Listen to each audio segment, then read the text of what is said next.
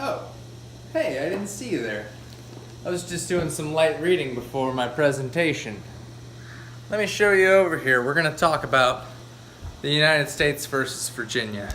United States versus Virginia. This was a landmark Supreme Court case decided in 1996 that ultimately allowed women to go to public universities that had originally been gender discriminatory. This all started with the VMI, the Virginia Military Institute, which was a publicly funded single-sex military academy. This is a tough school. They had a method they called the adversity method, in which they would mentally, physically, and emotionally stress out their candidates in order to build well-rounded citizen soldiers that would possibly go on to serve in the military. Women wanted to go to the school, but the VMI did not want them there, for reasons that they included citing that they would have to make housing accommodations as well as change many of the physical programs. Instead of adopting women into the VMI, Virginia created the VWIL, the Virginia Women's Institute of Leadership, at Mary Baldwin College. This was a female-only program and was said to be comparable, but it was missing a lot of stuff. First, it didn't have quite the prestige that the VMI had, the rigor was not there either, and the honorable alumni that had attended the VMI did not go to the VWIL, obviously. The constitutional question at hand here was, does the creation of the VWIL satisfy the 14th Amendment Equal Protection Clause of the Constitution? Supreme Court said no, it doesn't.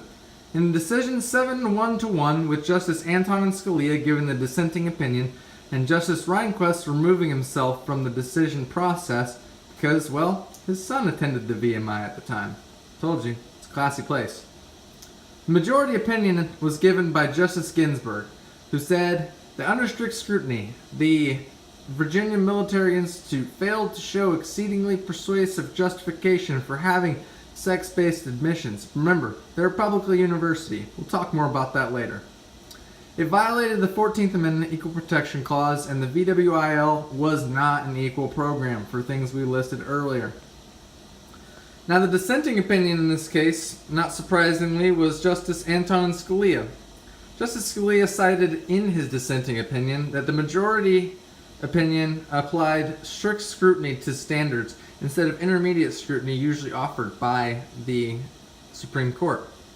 He's quoted saying that if the question of sex-based classification was regarded for consideration again, the stronger argument would not be for strict scrutiny, but for reducing the question to a rational basis review. Following my research into the case itself, we did a little bit of additional looks at some peer-reviewed journals that both kind of took a look and scrutinized the legitimacy of having single-sex or gender-based admissions policies in schools. This is actually a really popular thing here in the United States. I did not know that. I personally did not go to a single-sex school ever. But it's also growing in popularity. And essentially they took a look at the outcomes of single-sex based admissions schools, and there was no definitive data. Now this does come with a little asterisk next to it saying that the research in this field is it's not well done. It's really based on the country and the region that you're in, but there is no conclusive data showing that there are better outcomes for gender-based admissions schools.